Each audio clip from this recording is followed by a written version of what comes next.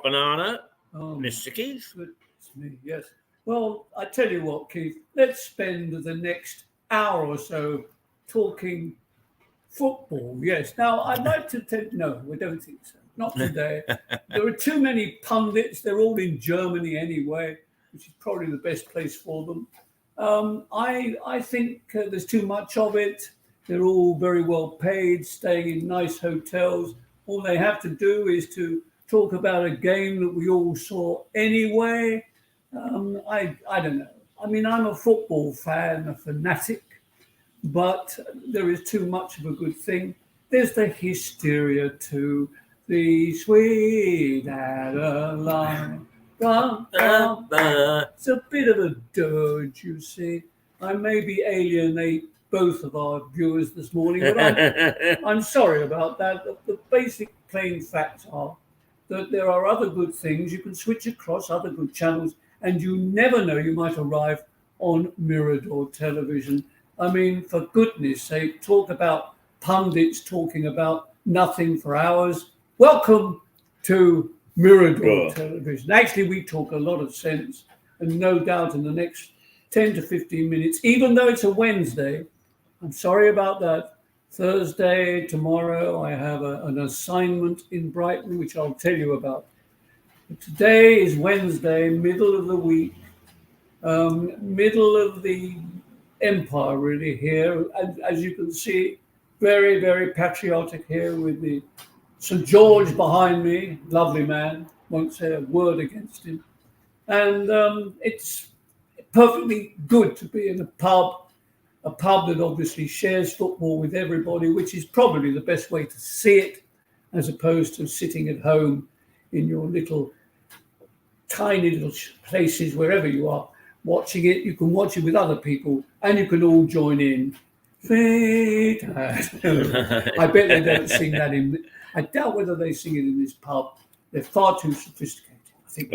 And I have to be careful what I say, because Declan is here this morning and probably listening to every word I say. I wonder whether he likes football. We don't know. Gosh, he's an absolute fanatic. Is he? He's got 16 bloody screens in this pub alone.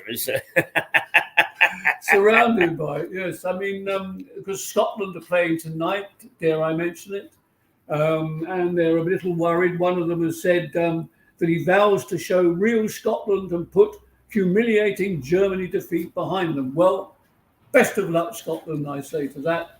And we'll have to see. And then England, of course, play, I think, on Thursday, and they're playing Denmark. And that won't be a pushover either. Here we are talking football. I apologise, sorry. So it's a nice morning. It is. It is a bonus, for goodness sake.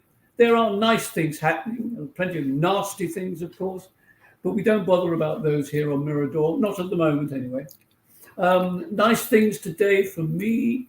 Well, I had a little bus ride up from downtown Lewes to main town, I suppose, or vice versa. The bus eventually arrived. The driver was a splendid man. I had a chat with him. Said, "You like your job?" "I love it." He said, "I love it. I love this job." I said, "Do you prefer the long routes or the sort of short ones belting around?" "I like the longer routes," he said. "They're the more...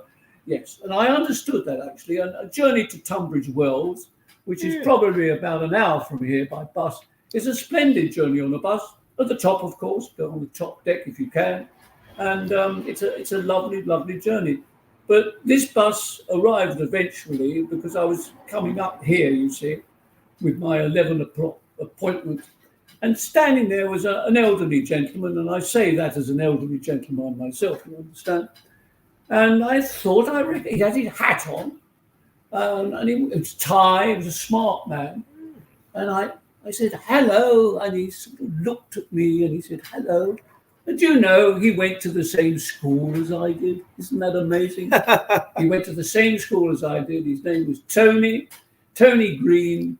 And I've known him for many, many years. And funnily enough, talking sport for a moment, I was in a little cricket team with him when we played in Croydon. And I was in about the 4th 11, I think it was. And Tony and I were in that same team. And there he was on the bus today with a stick, hat, still the same Tony in his own sweet way. And he was off to the dentist. I prefer coming here to Mirador. There's the pain is sweeter. It's exactly right. You know, fewer extractions, I think we can safely say. Plenty of fillings, though, and I've got some rather good fillings for you today. But you know, John, going back, I always thought that playing for the thirds or the fourths was much nicer than playing for the mainstream because you didn't care in the third or fourth. If you made a goof, you laughed and had a good time. Absolutely. And drank beer over it. If you did it in the first, you didn't dare face your teammates. It's absolutely true. I couldn't agree. A fair philosophy, if I may say so, on a Wednesday morning. Wisdom of the third team. Entirely right. No, it all makes enormous sense. It was a good bus ride, as I said. And just before that, I'd popped into the cancer research shop here, which is right in the middle of the precinct area in Lewes, and is doing a grand job, raising loads and loads of dosh for a wonderful charity, Cancer Research. And there's a lady sitting in the window familiar to Mirador viewers, because there was an excellent little program about this lady not so long ago, and no doubt it could be repeated at some point, and probably is. Her name is Leslie Nora Hills. She's a portrait artist. She's a lovely lady. And I went to see her today for one specific purpose.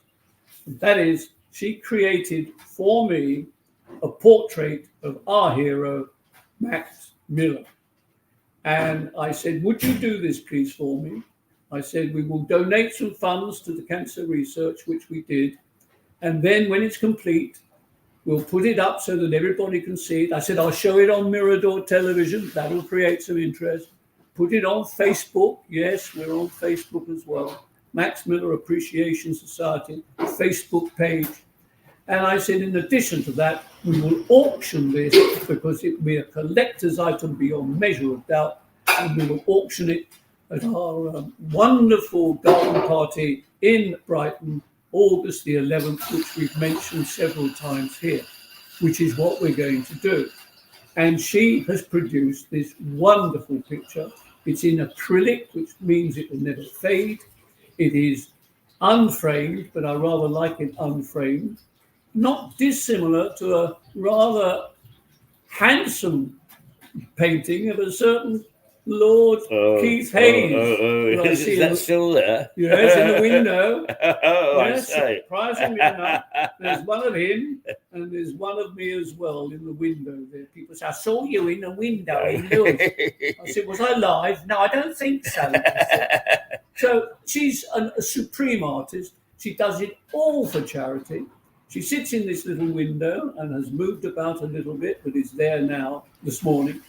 And she creates these paintings. Would you like to see, not the painting itself, but a photograph that I've got which sums it all up beautifully? Would you like to see that? Oh, it's very special. And this is the first time on British television. So it's a bit of a first as well. And I hope people will say that is special. And Leslie tells me that as a result of putting it in her window already, she's had what you and I would expect, a lot of interest, not only in the painting, but also in the man himself. One or two people might say, who was that? Majority of them say, that's our Maxi Miller. And then some of them say, I remember when you used to come to Lewis, etc., which he did.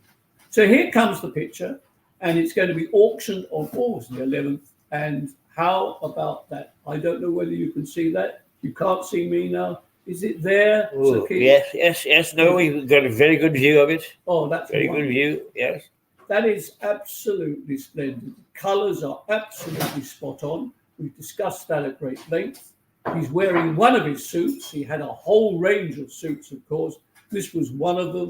The famous Homburg hat, the white Homburg hat, a rather formal tie, unusual tie, I think you can see there.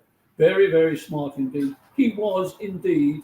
He was not a scruffy comedian, as so many of them are these days. Yeah. He had style and flair, and it came across the footlights, and people loved him for it. And he was cheeky. Above all else, he was cheeky. And you can almost tell that if you look pretty closely at those eyes. A lot of the people in the audience used to say, if there's one thing about Max, it's his eyes, his cheeky eyes, you know. And if he catches sight of you in the third row of the stalls and starts directing his comments to you, watch out. I know what you're thinking, lady. You're a nice-looking lady. I like nice-looking ladies, don't I, dear? Etc.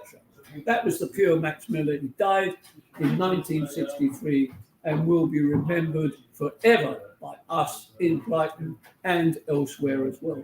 So that's the picture, and it's going to be auctioned, and I'm very hopeful that there will be a load of people who would like to acquire it. Absolutely no reason why not. It's original and it's special. So you don't see many of those around, which is good. So that's the first bit of good news. The other thing is, I thought, well, in keeping with that, really, we like talking about the good old days, don't we, Keith? It's very important that we do that. And today I've got a couple of items relating to Max Miller, because he was very much part of the music hall, as we know, the music hall tradition, very first stand-up comic ever. And he was in good company on many occasions, many shows all over the United Kingdom, particularly in London. He was so popular in London, the Chiswick Empire, the Finsbury Park Empire, the Croydon Empire, all of those theatres, often Max Miller would be top of the bill. Now, he wasn't top of the bill on an occasion that I have here, but this too is special. It's in my little bag that I brought with me today. And this, you will probably see, is a program, and it's a program for music hall at the Palace, funnily enough, which seems appropriate. And when you say which palace is that, the answer is the Palace Pier in Brighton. And this is the program for the final bill, final show on the Palace Pier. And if I can, I'll try and tell you what year it was. It was some long time ago, I'm afraid, and it's a bit of a collector's item, this, and some of the names in it you would not believe. There it is, that's the program. A collector's item, if ever there was one. And some of the names in here. I've also seen another name. I'm going to digress for a moment. And we all know how good I am at digressing. Yeah. I'm going to digress because there's also a name I've just noticed at the back. Again, I'm not sure what you can see at home, but the name actually is Eva Petulengro. Now, that may not mean anything to you. It meant a lot to me and to a lot of people in the Brighton area because she was, if you like, a clairvoyant and a Romany palmist as well, and was famous and had a position on many occasions, but principally the forecourt of the Palace Pier. She was there and she would read people's fortunes, etc. And I mention her today because she died very recently, and I'd like to remember Eva Petulengro today on Mirador Television. She'd have loved Mirador Television, and she would have been part of it. In point of fact, perhaps we should have had, Keith, perhaps we should have a clairvoyant here. Why not? Exactly. I mean, we talk about the past all the time. We could have someone here talk about the future as they... Absolutely. That's a good idea. Do you know a clairvoyant? Do I know a clairvoyant? Let me just think about that. I'll just consult my crystal ball. Just one moment, please.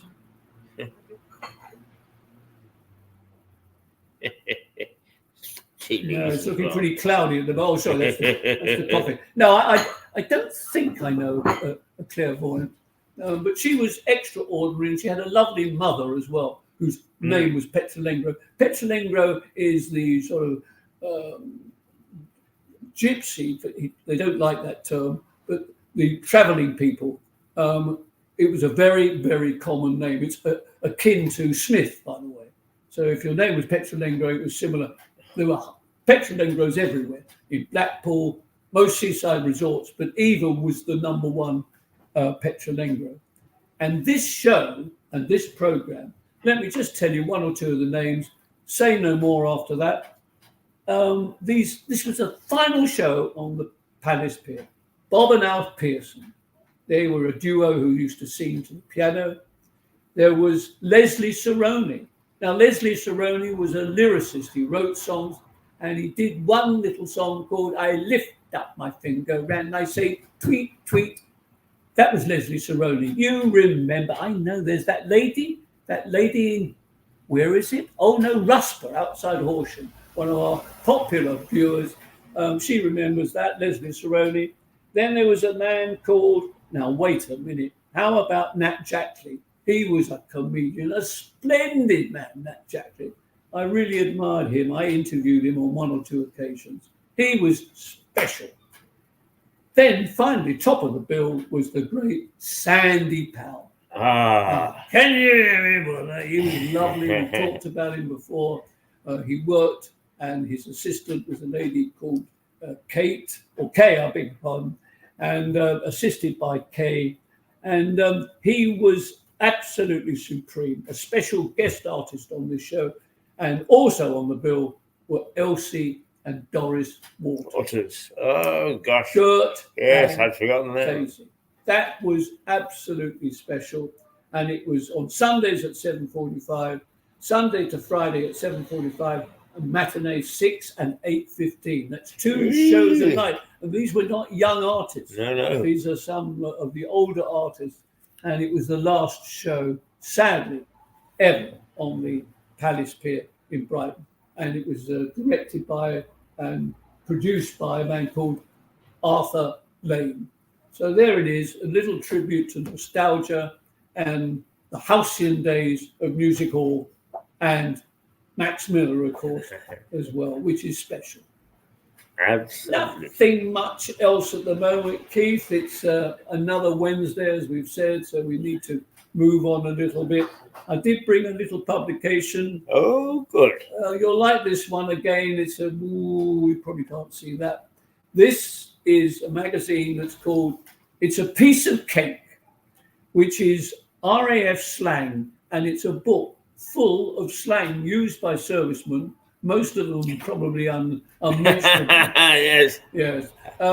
During the Second World War, with drawings by a very well-known cartoonist called David Langdon. And he was very, very big. All the national papers had them by Langdon. And he's done some quite funny little cartoons.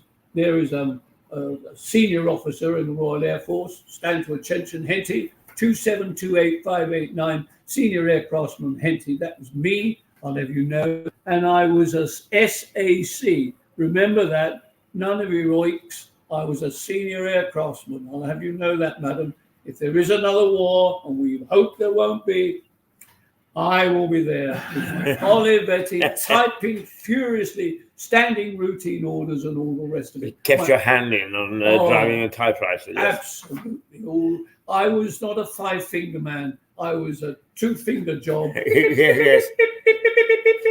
Actually, in my heyday as a journalist, I was a two-finger job, but I was as fast as anybody. Oh, they tried to when you go into the service for 2 years national service, they tried to drum everything out of you. Yeah. And they even pour lots of... I was told, I don't know whether Declan could confirm this, you may have heard the rumours, but there was a rumour going around for reasons that I don't wish to pursue at the moment here on a family-orientated television station. But there was a rumour that our tea was doctored with bromide. Oh. And that was supposed to sort of curb our enthusiasm for members of the opposite sex. Yes. Well, not that we ever saw any members of the opposite sex for a start. The only time we were actually released into town, the town was Walsall in the Midlands, which is not the most exotic of places, I can assure you. And I'm sure the young ladies up in Walsall are very attractive, but we never saw any of them. And even if we had done, drinking all this bromide tea, we'd have probably spent a bit of time eating a bit of cake with them. Wouldn't be quite so much fun.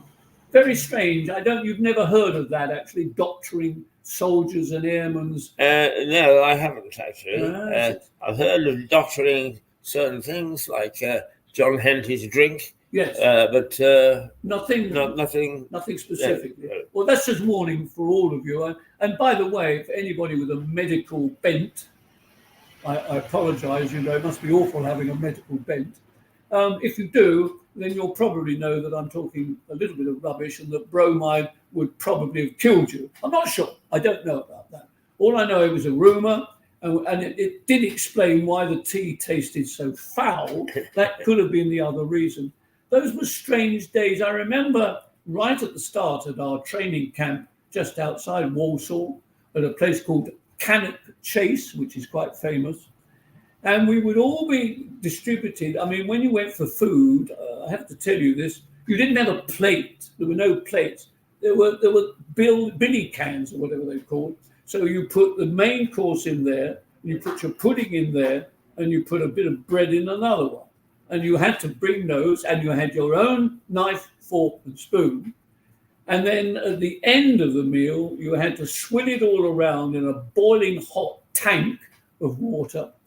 And frequently, on 2 occasions, within the first 4 weeks, I dropped both my knife and fork into the boiling water.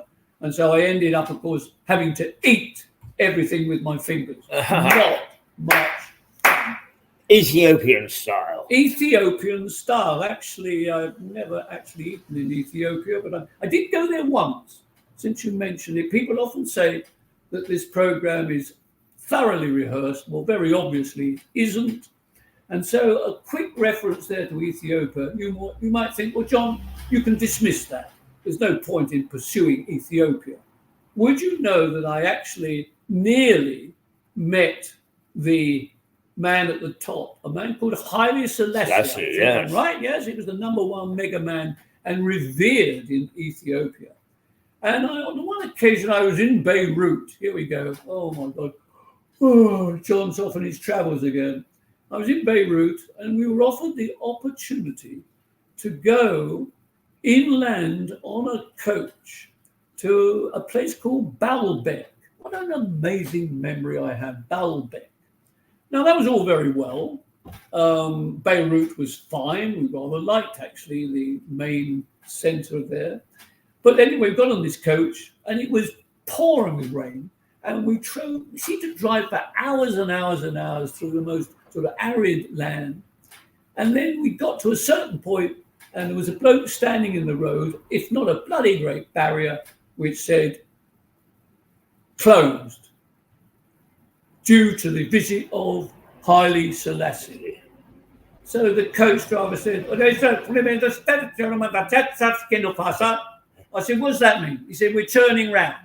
I said, what do you mean turning round? We've travelled for 5 hours to see Baalbek, and you're telling, well, I'm sorry, mate, it's closed. It's early closing, and there's this geezer, the Ayatollah, whatever he is, him. He's going to be there. There's celebrations, and you'd be in danger. So you know what? We drove all the way back, facing into the wind and the rain. The windows of this rickety coach were no good, so it was all coming in. We got drowned, and that was my only experience, I have to say, of the Lebanon and equally Ethiopia. I mean, these are stunning stories that you will not hear anywhere else on television. And I'll tell you what, you should be deeply grateful for that. Here we are with the time at 11:30. Time to go. We've had a jolly good time. We've loved Max Miller. We've adored the Royal Air Force. We've seen the Palace Pier in all its glory. And we're going to say, Sir Keith, Lord John Henty, congratulations. This is your life. Yes. And at that point, Michael Aspel suddenly bursts out of a potted plant to my left with a bloody great red book, and he's going to tell the entire world through Mirador my story. Yes, that's fantastic. Would you like that? I would indeed. I'll ring Michael up. He's a personal friend of mine. He frequently watches this, I'm sure. And I want to mention to another lovely man, my good friend in South Ruislip. Deep respect for South Ruislip. Lovely man called Brian, splendid, friendly man. And I'd like to wish him well as well. He frequently watches Mirador television, as I'm sure many people do. So that's it, really. Yes. It's actually, John, you say, would I like Michael Aspel on Mirador? And actually, it's not a question of me, but I think our viewers would like Michael Aspel. But I ruminated the other day, and in matter of fact, I was having a conversation with someone else, a third party, about you. And your energy, and I said, the vast number of people I know. We were talking about Ruby Murray or somebody like that, and I said, John has met so many people. He puts me to shame, and the odd one is still alive. Yes, well, rather like my good friend Tony, the man on the bus, having his teeth done at this very moment. He should be finished by now. I mean. Yes, lovely man. Oh, there's the fellow, look, going along there, going to the prison probably. Maybe, I don't know. There's so much life going on. Absolutely. Sometimes when I get in here at the crack of dawn, in fact, it's not the crack of dawn, because the crack of dawn is somewhere around the disgusting hour of 2 o'clock in the morning. What? Oh, yes. When I get up, it's like a main street with lights at 5 o'clock now. But I sometimes play little bits and pieces. And I think I mentioned the other day that one of the artists that I'm very fond of, who died a couple of years ago, was Steve Harley. And I have on my little, very small collection of music, Steve Harley, and one of his last performances of Come Up and See Me, Make Me Smile. Right? Are we ready for a little burst? Yeah. You're going to sing it, are you? And you? I know. I think Yes. I only sing in duet with you. It's the only time I make public appearances. Are we ready for this? We're ready, yes. Not sure about this. Is this the Cockney Rebel? That's it. Cockney Rebel, yes. See, it's amazing. Somebody's watching it. That gentleman in Poynings, that's it. He's saying it's amazing. These two old people, they're talking about Cockney Rebel and Steve Harley. I don't believe it. And now he's just called his wife from the kitchen. He's going to sing that song. What song? The song about, is he? He's just invited the other one to sing it, but the other one said he won't. I see. Yeah. I don't blame him, really. But I'm twisting his arm, because when I sing, it's like clearing the room. But when you join in, it is wonderful harmony. Oh, my God. Oh, you say the nicest things, yes. Well, you've certainly cleared the room. Not a soul in here, I can tell you. So I've got to go. So I'm going to leave you singing. Song. Don't go for a minute or two.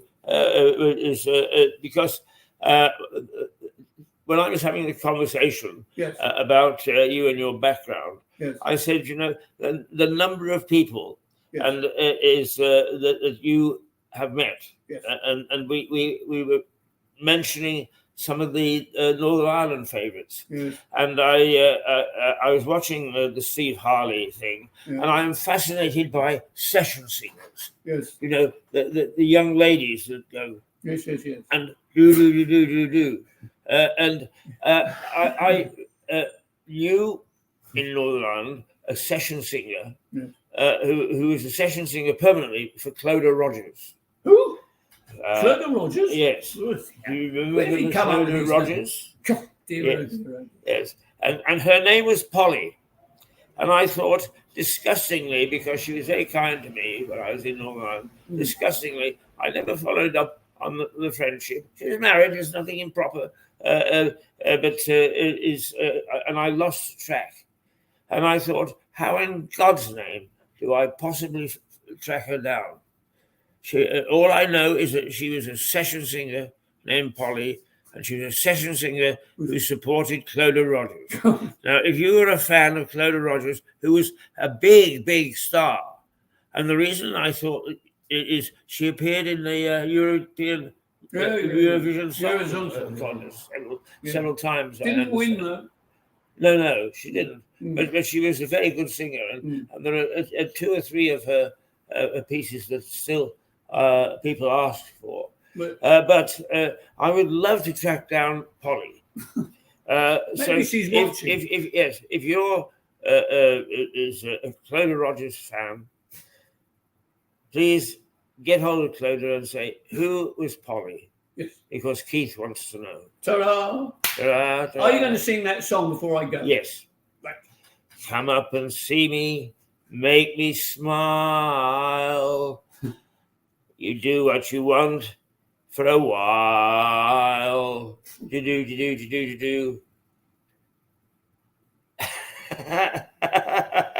Yes. Well, I'm speechless.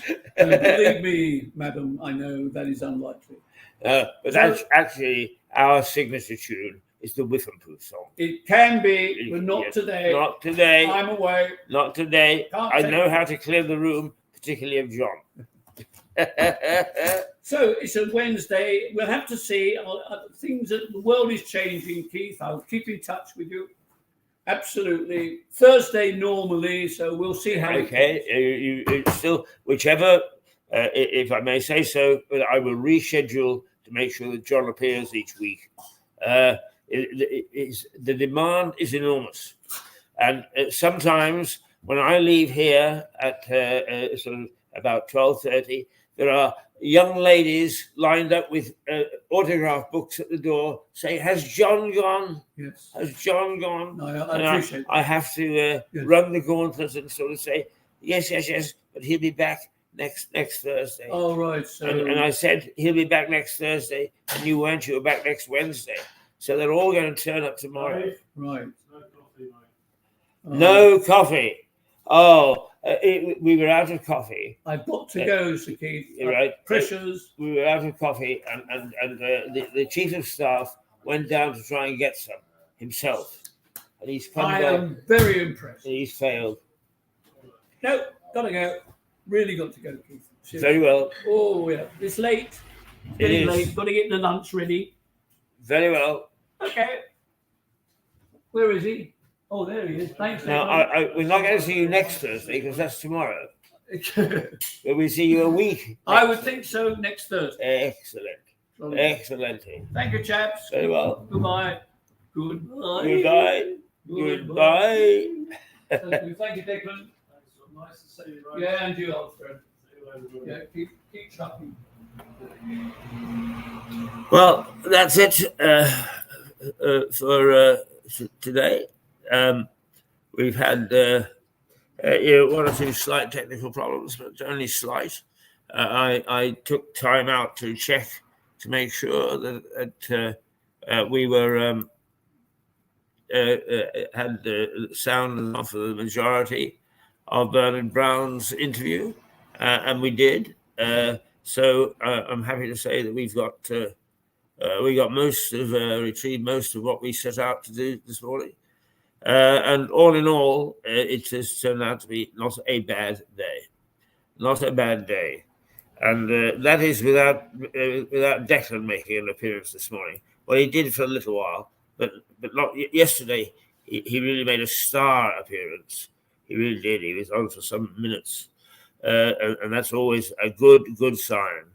Now, you say, if you're not used to tuning in, who is Declan? Declan is our chief of staff at Mirador, but he is also the landlord at the Black Horse pub, and a very fine pub does he run. And they have a quiz night, which is very, very popular, and it is not on the second Sunday in July because of the Euros. It's been moved to the third Sunday. So if you turn up on the second Sunday, you'll be faced with football. Now, if you're a footballer, that's okay. But if you're not a footballer, you'll be actually stunned and astonished. So it's the week after. However, I may say that the very fine meals that you get here, and it's a pub, it doesn't pretend to be, no pretense of being a posh restaurant. It's a pub. The food is extremely good. That is on daily and the roast on a Sunday. And Declan is here to make sure that everything runs smoothly. So, from the House of Declan to the House of Hayes, I suppose, but back tomorrow morning, which is Thursday, at 8 o'clock, as usual, and we'll see what we can cock up tomorrow. This is Keith Hayes. That says John Henty. Don't be fooled. I am not John Henty. John left the building a little while ago. This is Keith Hayes, Mirador Television, Monday to Friday, 8 o'clock to vaguely noon. Vaguely noon, because we never know when we're going to end, because we never know what's going to happen in the daytime while this program is on. Toodaloo.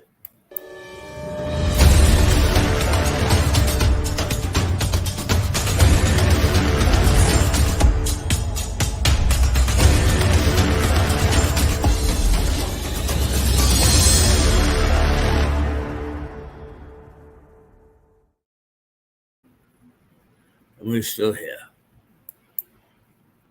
Oh, I see what we have to do. There. Okay. Toodles.